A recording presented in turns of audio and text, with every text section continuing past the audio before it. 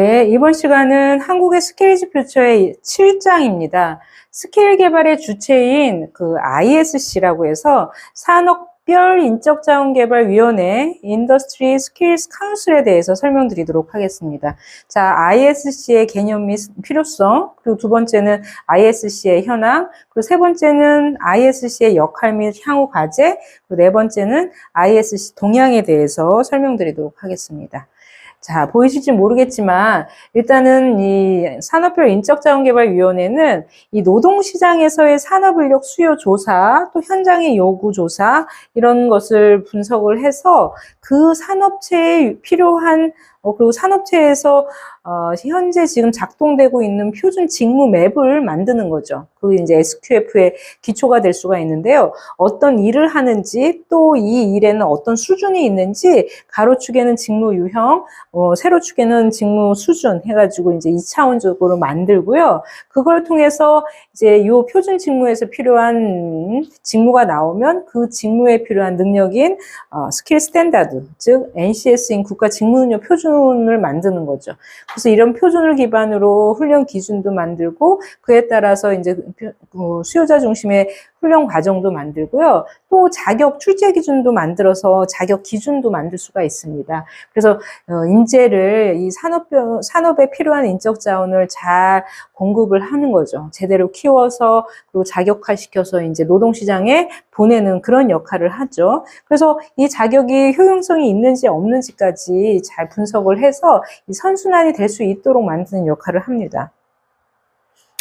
우리나라의 이제 산업별 인적자원개발위원회의 현황은 이제 제4기라고 해서 시즌 1, 시즌 2, 시즌 3, 그래서 시즌 4라고 생각하시면 되고요. 정보기술 ISC, 경영회계 사무 ISC, 상담 ISC, 디자인 문화 컨텐츠 ISC, 관광 레저 ISC, 음식 서비스 식품 가공 ISC, 건설 ISC, 조선 해양 ISC, 기계 ISC, 뿌리 ISC, 재료 ISC, 화학 바이오 ISC, 섬유 제조 패션 ISC, 그리고 전기 에너지 자원 ISC, 전자 ISC, 방송통신기술 ISC, 환경 ISC, 자동차 ISC, 산업안전보건 ISC, 정보보호 ISC가 현재로서는 존재합니다.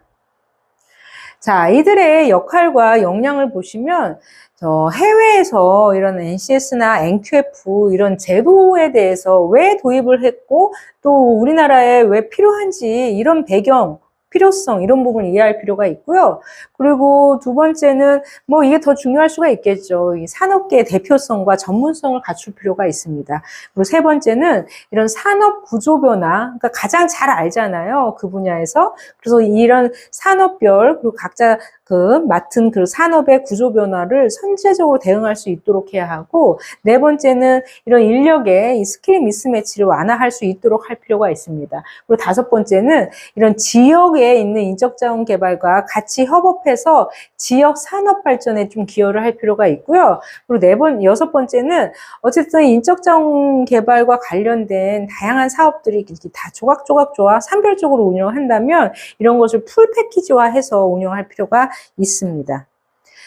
그래서 이제 ISC의 역할 및 향후 과제를 그림으로 보면 가장 백본이 될 수 있는 게 NCS가 됐던 SQF가 됐던 NCS는 하나의 재료가 된다면 가장 기본적인 그런 프레임워크 SQF, 스킬 프레임워크이라고 말씀드렸으니까 이 SQF를 기반으로 직업 환경 분석을 통해서 SQF를 만들고 또 SQF가 만들어지면 일자리 미스매치를 해결할 수 있도록 그 산업별 인적자원개발위원회가 계속 알려주는 거예요. 이 분야에서는 산업 수요가 이렇고 또 산업 공급은 인력 공급이 이렇다 해가지고 인력의 수요 미스매치를 완화할 수 있도록 노력을 하고 계속적으로 인프라인 NCS 개발 개선도 할 필요가 있는 거죠. 그리고 역량 체계라고 해서 그 표준 직무, 수준별 직무에 필요한 역량은 무엇인지 그 역량을 키울 수 있는 방법들 중에 교육 훈련, 자격, 경력 이런 부분에 대해서도 인증할 수 있도록 할 필요가 있습니다. 이를 통해서 산업계에는 다양한 직무 역량 관리나 훈련 체계 컨설팅 마케팅을 하고 뭐 취업 예정자 정보를 제공해 준다던가,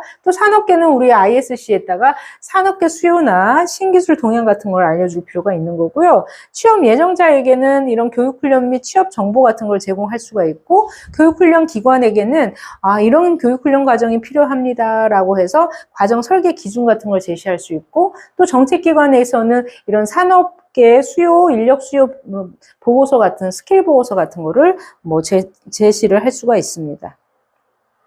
근데 이제 ISC 동향을 보시면, 뭐 한국이 아니라 이제 해외 동향을 보시면, 호주 같은 경우도 일단은 ISC가 12개였다가 ISC를 관리하는 이런 SSO라고 좀 이제 다시 통합을 했고요. 현재로서는 10개의 J, 그러니까 Job Skills Council이라고 해서 JSC라고 해서 이렇게 참 사실은 숫자가 굉장히 지금 통합됐다가 세분화됐다가 다시 통합됐다고 해서 굉장히 빠른 변화가 있다는 부분을 이렇게 호주에서는 볼 수가 있고, 영국 역시 이 SSC라고 있었는데, 이런 부분을 지금 이제 그 도제 같은 경우는 트레일블레이저라고 하는 데에서 아주 기업의 맞춤형 기준을 만들기도 하고, 영국도 사실은 이제 NOS가 스코틀랜드, 뭐 잉글랜드, 뭐 이게 따로따로 지금 이제 지역에 맞게끔 되고 있기 때문에 ISC 역시 거기에 맞춤으로 지금 변화하고 있다는 그런 동향이 있습니다.